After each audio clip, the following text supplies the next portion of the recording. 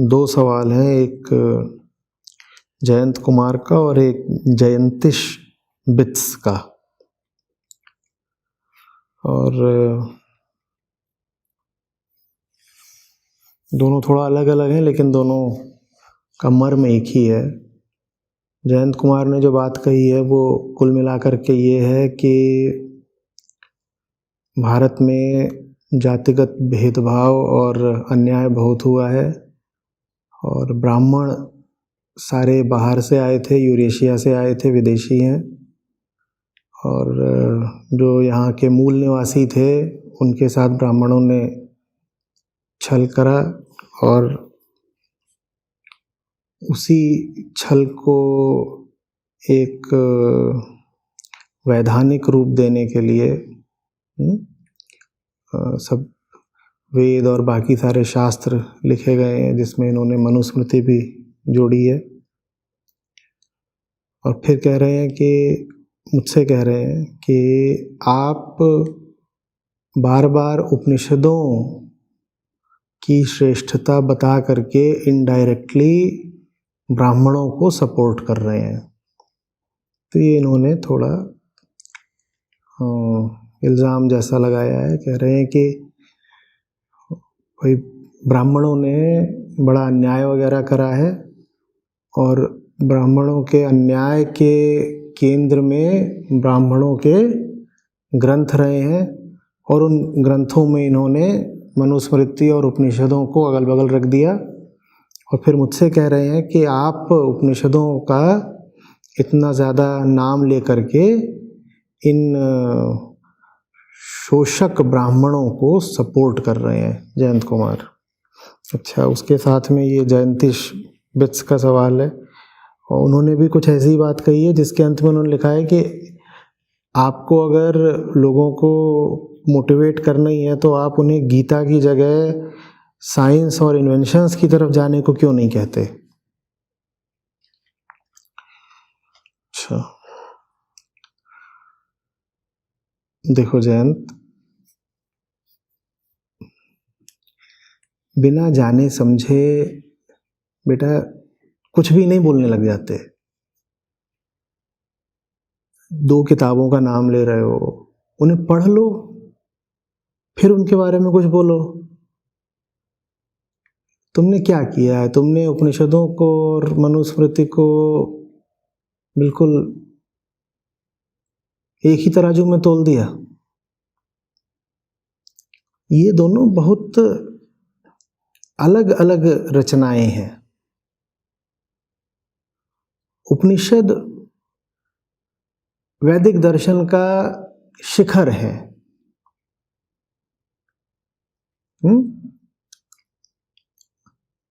मनुस्मृति की उपनिषदों के सामने कोई वैधता नहीं है। वेद प्रमाण माने जाते हैं, स्मृतियां प्रमाण नहीं मानी जाती।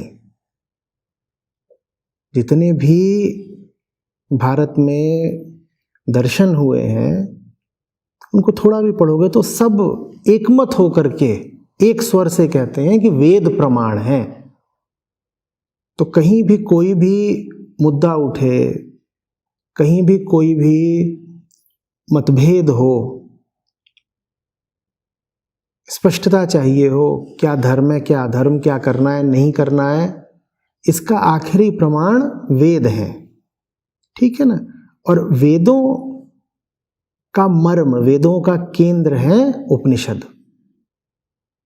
अब तुम कह रहे हो कि ब्राह्मणों ने मूल निवासियों का शोषण करने के लिए उपनिषदों और मनुस्मृति आदि की रचना की। तुम्हें पता ही नहीं है। फिर मनुस्मृति के तो मुझे लग रहा है फिर भी तुम्हें शायद दो चार बातें पता है, उपनिषदों का तुम्हें कुछ पता ही नहीं है। ऐसे नहीं करते हैं। उपनिषद बहुत अलग चीज है। एक बार उनके पास जाओ तो अच्छा लगेगा।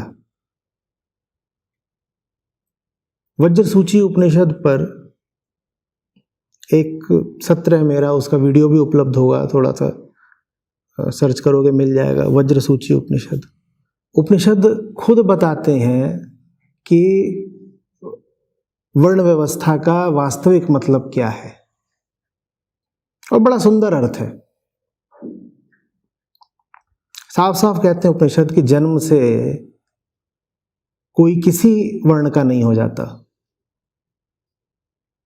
साफ बताते हैं कि तुम जीवन में जो चुनाव करते हो और जिस तरह के कर्म करते हो वो निर्धारित करते हैं कि तुम्हें किसी पल में, किसी जगह पर, किसी मुकाम पर ब्राह्मण कहा जाए, वैश्य कहा जाए, शूद्र कहा जाए।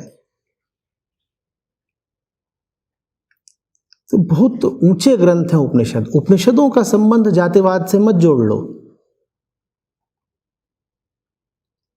ब्राह्मणों को लेकर तुम्हारे मन में जो भी भावना है उसकी छाया उपनिषदों पर मत पड़ने दो।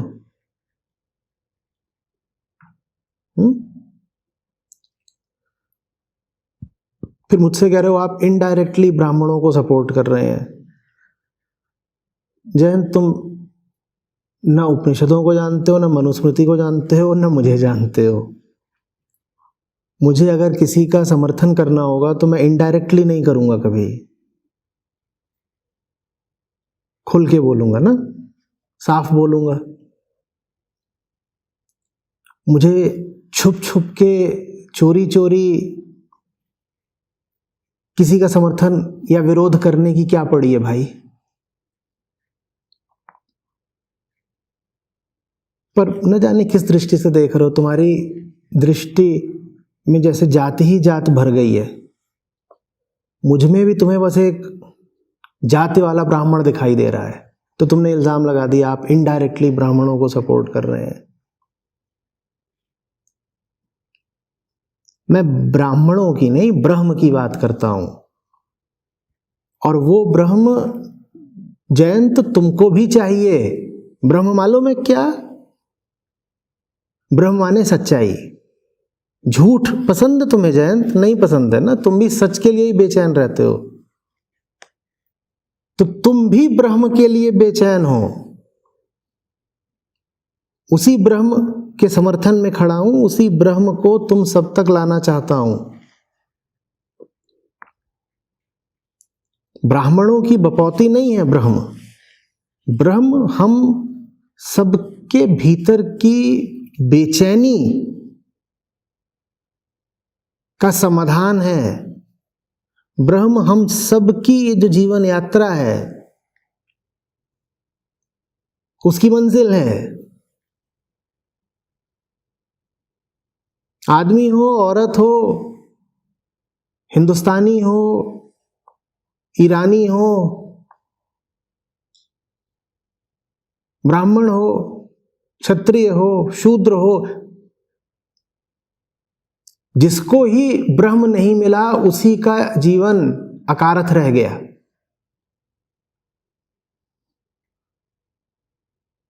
और जिसको ब्रह्म मिल गया, मात्र वही अधिकारी है अपने आप को ब्राह्मण बोलने का, या कम से कम जो ब्रह्म की तलाश में ईमानदारी से जुटा हुआ हो वो ब्राह्मण कहला सकता है। बाकी थोड़ी कोई ब्राह्मण होता है। और ये बात स्वयं उपनिषद कहते हैं। तो इस तरह की बातें मत उछाल दिया करो कि शोषणकर्ता ब्राह्मणों ने शोषण करने के लिए उपनिषदों की रचना करी थी।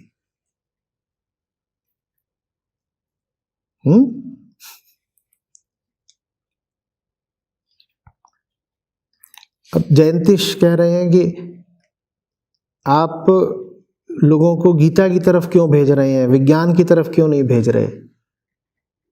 बेटा बहुत जाहिर सी बात है ना, विज्ञान तुम्हें थोड़ी बताएगा क्या चीज करने लायक है, क्या चीज नहीं करने लायक है। तुम्हारे भीतर डर बैठा हुआ है। बताओ विज्ञान की कौन सी किताब तुम्हारा डर मिटा देगी। तुम्हारे भीतर जलन बैठी हुई है, जलन। विज्ञान की कौन सी किताब तुम्हारे भीतर से जलन, डाह, ईर्ष्या मिटा देगी। तुम्हारे भीतर भयानक काम वासना धधक रही है। बताओ विज्ञान की कौन सी किताब तुम्हारी काम वासना को शांत कर देगी। तो ये तुमने क्या मुकाबला खड़ा कर दिया कि गीता विरुद्ध विज्ञान, गीता वर्सेस साइंस। गीता का काम है तुम्हारे आंतरिक जगत में तुम्हारी मदद करना, और विज्ञान का काम है बाहरी जगत की गुत्थियां सुलझाना।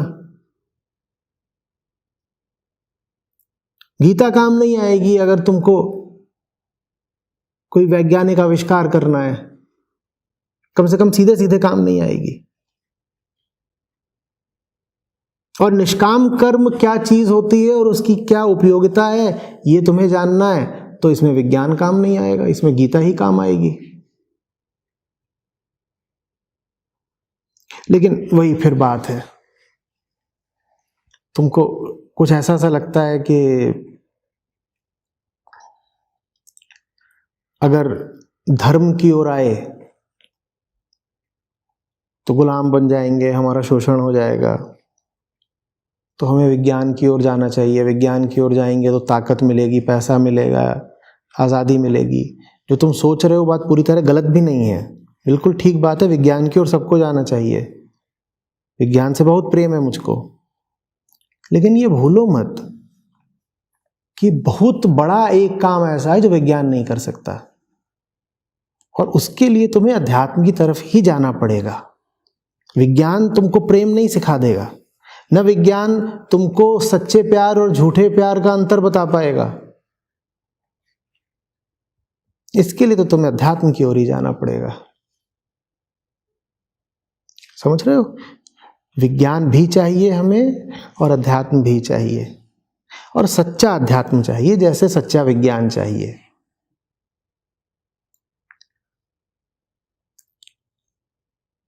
जैसे विज्ञान में कुछ किताबें होती हैं ना जो खरी खरी होती हैं, ये किताब है, ये असली है,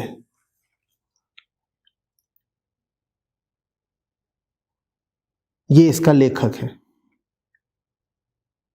इसको पढ़ो। बल्कि वो किताब कॉलेजों में, यूनिवर्सिटीज में पाठ्यक्रम में लग जाएगी, टेक्स्ट बुक बन जाएगी। वैसे ही अध्यात्म में भी कुछ ही किताबें हैं जो विशुद्ध सोना है, गोल्ड स्टैंडर्ड है। जब हम नहीं जानते कि कौन सी किताब है विशुद्ध है और कौन सी किताब है जो यूं ही है, कब महत्व की है, तो फिर हम ये काम करते हैं कि हम भगवत गीता और मनुस्मृति की बात एक ही सांस में कर जाते हैं। वो एक ही तल की किताबें नहीं हैं। अब मैं बता देता हूं कि किस किताब को आध्यात्मिक ग्रंथ मानना है। जो ग्रंथ अहंकार की प्रकृति की चर्चा करे, विवेचना करे और अहंकार को मिटाने के उपायों की बात करे, सिर्फ वही ग्रंथ आध्यात्मिक ग्रंथ कहलाने योग्य है।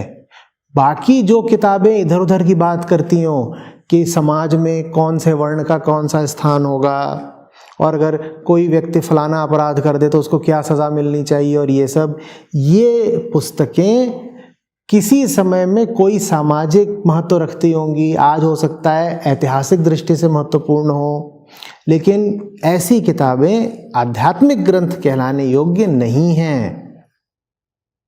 समझ में आ रही बात? तो वो जो चुनिंदा आध्यात्मिक ग्रंथ हैं, गीता, वेदांत के ग्रंथ जैसे ब्रह्मसूत्र, उपनिषद, इनको पढ़ो, इनकी ओर जाओ। मैं कह रहा हूं ये खरा सोना है।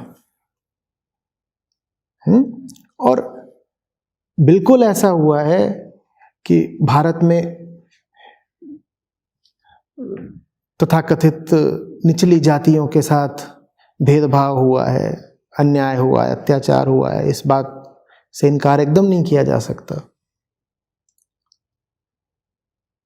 तो अब क्या करना है? चूंकि अन्याय हुआ, इसीलिए अपने आप को अब एक सुंदर और ऊंची चीज से वंचित रखना है?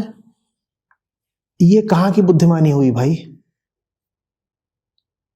ये तो अपने साथ और गलत कर लिया ना, कि पहले तो जो पंडित पुरोहित वर्ग था उसने आपको अधिकार नहीं दिया उपनिषदों को पढ़ने का, तो इसलिए नहीं पढ़ पाए।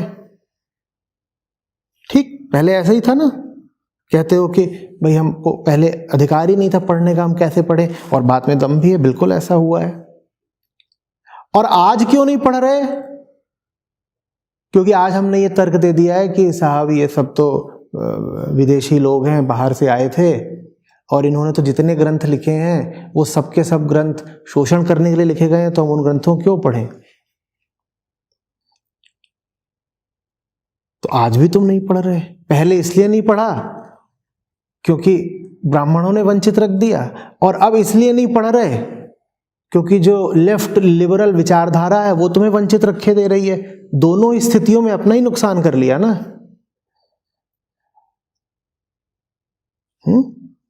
मैं बिल्कुल किसी को कभी नहीं कहता हूं कि कोई भी बात आंख मूंद करके मान लो।